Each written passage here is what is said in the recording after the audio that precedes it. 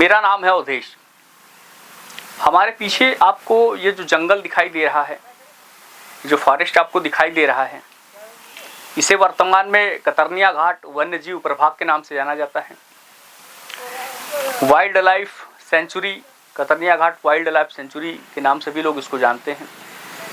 लेकिन वैदिक काल में पुराणों में जो वर्णन है उसमें ऐसा कहा जाता है कि ये गंधर्व अभ्यारण्य के नाम से इसको जाना जाता था। हमारे देश में 5 अभ्यारण्य हुए हैं, जिनमें से एक ये भी अभ्यारण्य था, गंधर्व अभ्यारण्य। और ऐसा माना जाता है कि सृष्टि के जो रचना करने वाले रचनाकार हैं भगवान ब्रह्मा, उन्होंने इस जंगल को बसाया था और इसको अपनी राजधानी बनाई थी।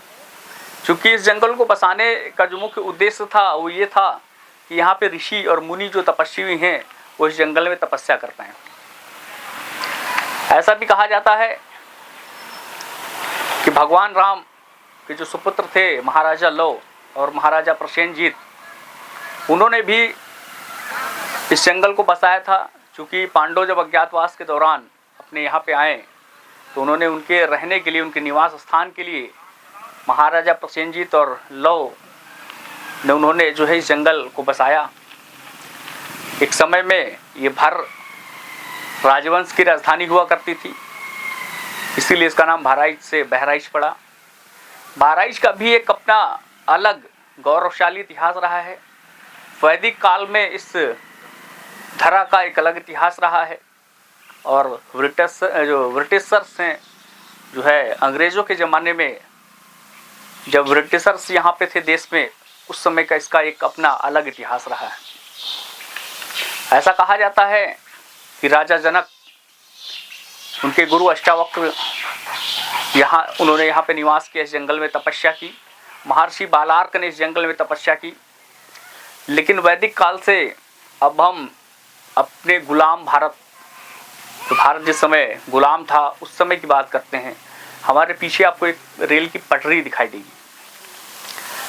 ये रेल की पटरी आज से 150 वर्ष पूर्व अंग्रेज़ों ने अपनी सुविधा के लिए इसको बसाई थी।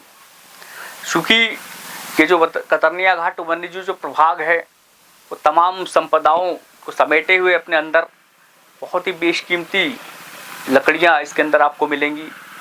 तमाम संपदाओं से भरा हुआ है ये पूरा जंगल। 400.57 वर्ग किलोमीटर में ये फैला हुआ है। ऐसा कहा जाता है कि इन जंगलों में जो बेशकीमती लकड़ियाँ थी और बहुत सारे जो संपदाएं थी, उनको ले जाने के लिए अंग्रेज़ बाहर से लोगों को लेकर के आते हैं। इसीलिए यहाँ पे कुछ ऐसे गांव हैं जिन्हें वन टांगिया गांव के नाम से भी जाना जाता है। वन टांगिया गांव ऐसे गांव होते हैं जो अंग्रेज़ों के समय में उनके द्वारा लाए गए और यहीं जंगलों में रह करके उन्होंने इमारती लकड़ियों को, जो बेशकीमती लकड़ियाँ थी, उनको काटने का काम किया अंग्रेज़ों ने।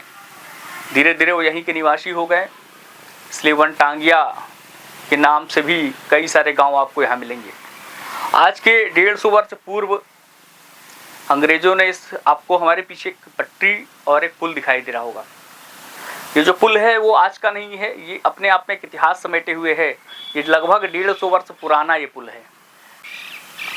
और ये जो आपको रेल की पटरी दिखाई देगी, ये रेल की जो पटरी है ये 150 वर्ष पुरानी है। अंग्रेज़ों ने इस पटरी को इसलिए बिछाया था ताकि यहाँ की जो बेशकीमती थी, जो लकड़ियाँ थी, इमारती लकड़ियाँ थी, यहाँ की जो संपदाएँ थी, इस जंगल का जो धरोहर था, उसको जो है ट्रेन से लाद करके यहाँ से ले जा सके। पूरे भारत में एकमात्र मीटर गेज की जो ट्रेन है, वो ट्रेन भी अंग्रेज़ों के ज़माने में ही 150 वर्ष पूर्व चलाई गई थी। आपको पूरे भारत में मीटर गेज की जो ट्रेन है आपको यहीं देखने को मिलेगी। पीछे जो रेल की पटरियाँ आपको दिखाई दे रही हैं, इन पटरियों का अपना एक अलग इतिहास रहा है। इन पटरियों को अंग्रेज़ों ने अपनी सुविधा के लिए यहाँ पे बिछाया था। क्योंकि अंग्रेज़ यहाँ से 20 कीमती लकड़ियों को ट्रेन के माध्यम से लाद करके और अपने शहर इंग्लैंड ले जाया करते थे। बहराइच ऐतिहासिक रूप से, साथ ही पौराणिक रूप से एक अलग महत्व रखता है। उसका एक बहराइच का एक गौरवशाली इतिहास रहा है।